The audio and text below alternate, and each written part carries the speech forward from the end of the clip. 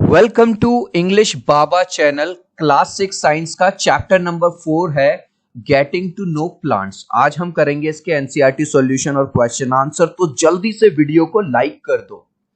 I hope children आपने video को like कर दिया है और अभी तक चैनल को सब्सक्राइब नहीं किया तो सब्सक्राइब कर दो सो दैट आपको हमारे सारे अपडेट्स मिलते रहे। क्वेश्चन नंबर 1 देखिए, correct the following statements and rewrite them in your notebook.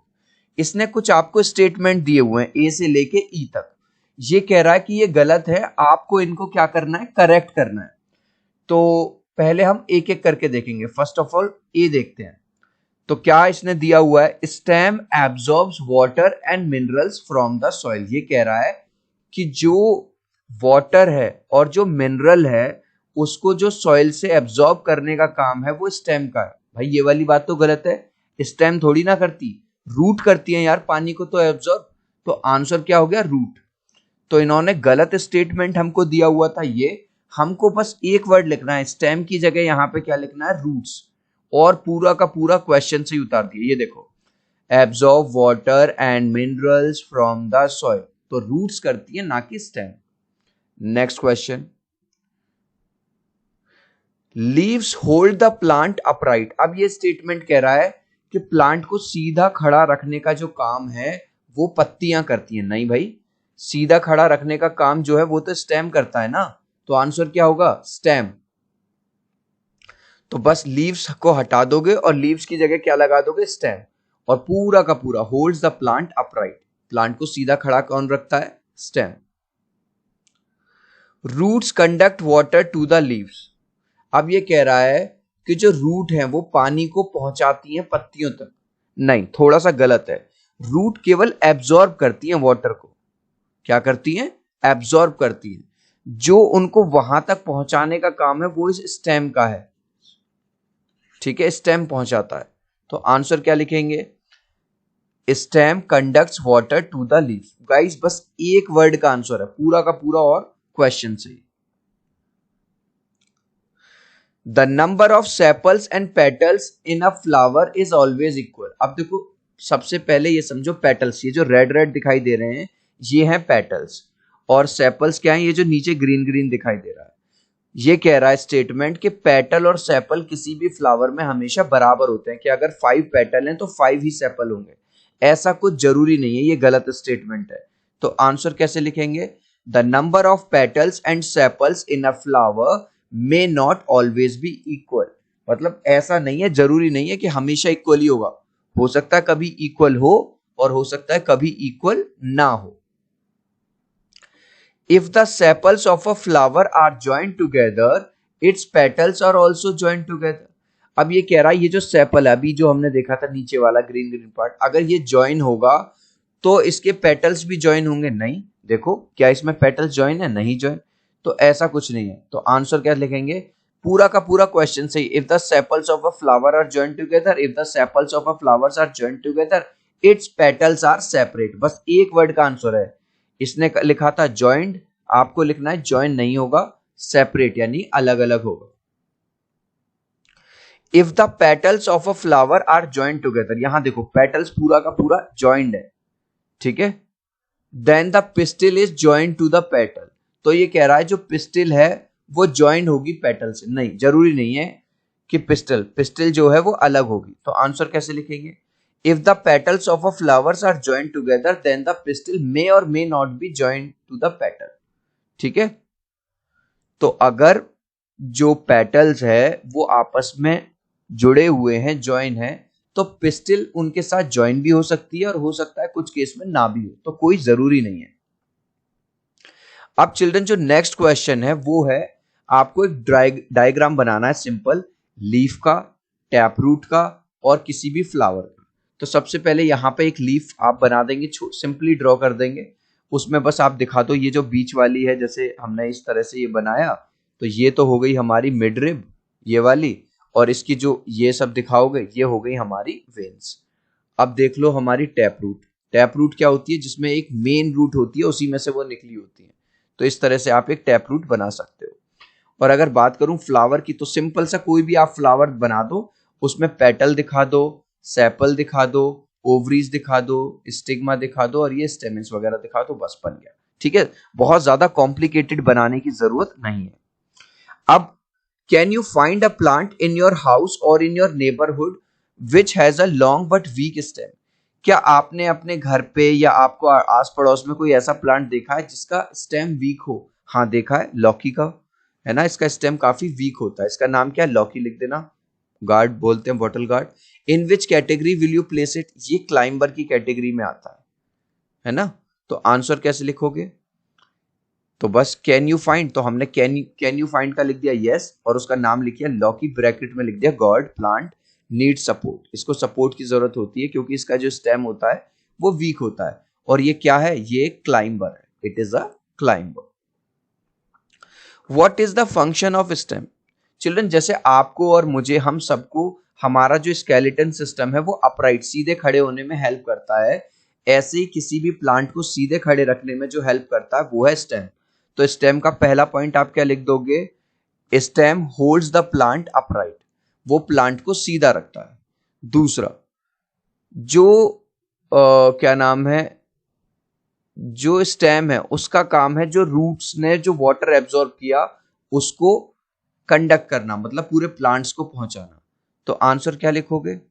Stem conducts water to the leaves, जो वाटर एब्जॉर्ब हुआ है रूट्स के द्वारा उनको लीव्स तक पहुंचाता है। और तीसरा काम क्या है?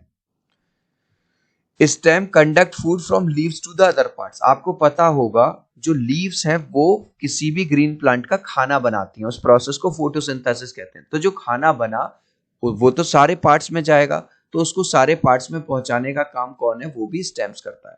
तो गाइज अगर आप ये 3 स्टेप्स लिख दोगे, 3 पॉइंट लिख दोगे, आपको फुल मार्क्स मिल जाएंगे।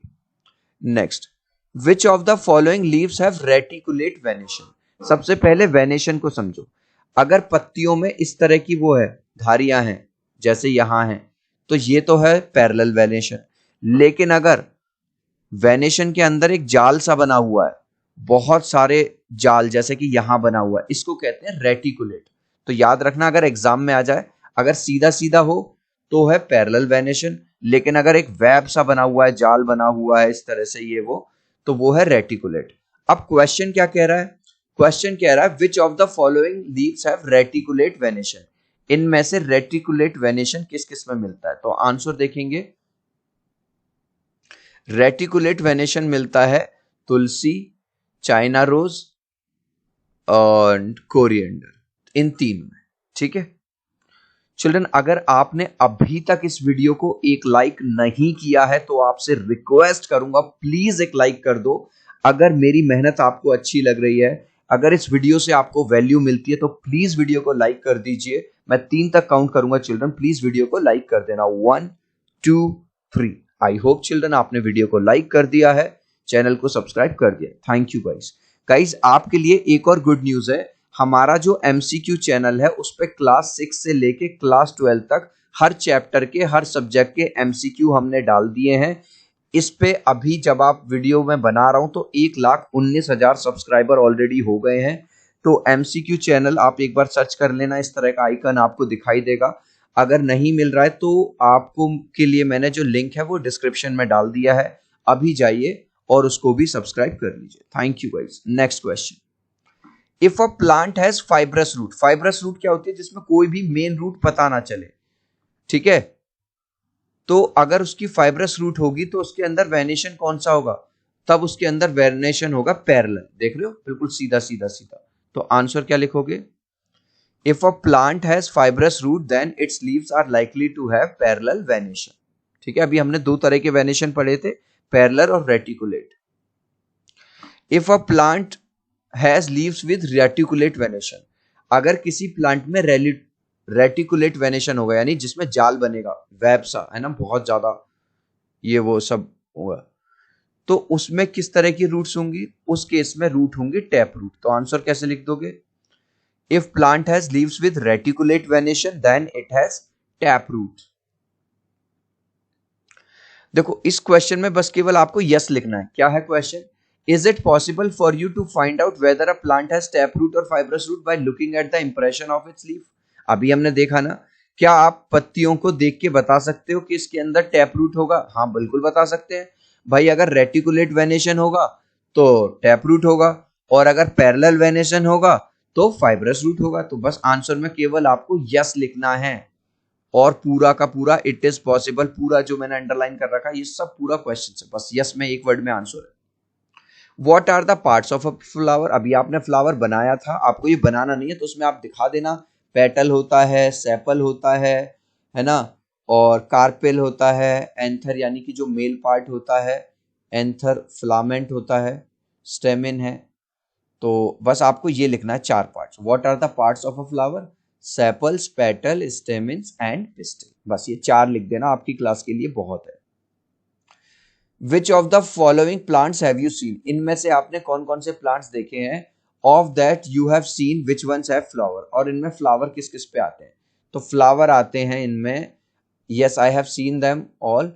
प्लांट्स जिन पे फ्लावर आते हैं वो है chilli, tomato, tulsi, mango, lemon, jamun, guava, pomegranate, papaya and banana. Name the part of the plant which produces its food? खाना कौन बनाता है? लीव्स। और इस प्रोसेस को क्या कहते हैं? फोटोसिंथेसिस। तो आंसर एक लाइन का है, leaves produce food in plants. Leaves खाने को बनाती हैं प्लांट्स में, और this process is called photosynthesis. और इस प्रोसेस को हम क्या कहते हैं? Photosynthesis. In which part of the flower you are likely to find the ovary? अब देखो ओवरी कहाँ मिलती है, ये रही ओवरी, ये वाली, लेकिन ये किस पार्ट में मिल रही है? पिस्टिल में। तो आंसर क्या है? पिस्टिल में मिलेगी। Ovary is found in lower most end swollen. Swollen मतलब फूला हुआ part of the pistil. Pistil के फूले हुए पार्ट में ये मिलेगी। Name two plants in which one has joint sepals and the other has separate sepals. अब ये कह रहा है कि ऐसे प्लांट्स के नाम बताओ जो जॉइंट सेपल जिसमें मिलता हो और सेपरेट सेपल। तो सबसे पहले जॉइंट सेपल्स मिलता है धतूरा में और कॉटन यानी रुई में, और सेपरेट सेपल मिलता है हमें रोज और लोटस में। ठीक है चिल्ड्रन, इस लास्ट क्वेश्चन का आंसर आप मुझे दोगे कमेंट सेक्शन में, देखूंगा कितने बच्चे राइट आंसर देंगे। Dash absorb water from the soil? जो सॉइल से पानी को एब्जॉर्ब करने का काम है वो किसका है? रूट्स का, स्टेम का, या लीव्स का? आप चाहो तो अपने आंसर में कमेंट में ए, बी या सी लिख देना। मैं देखूंगा कितने बच्चे राइट आंसर देंगे मुझे कमेंट में। सो आई होप मेरा ये छोटा सा वीडियो आपको बहुत अच्छा लगा होगा। प्लीज वीडियो को लाइक कर देना, चैनल को सब्सक्राइब कर देना। अब हम मिलते हैं अगले वीडियो में। Bye bye.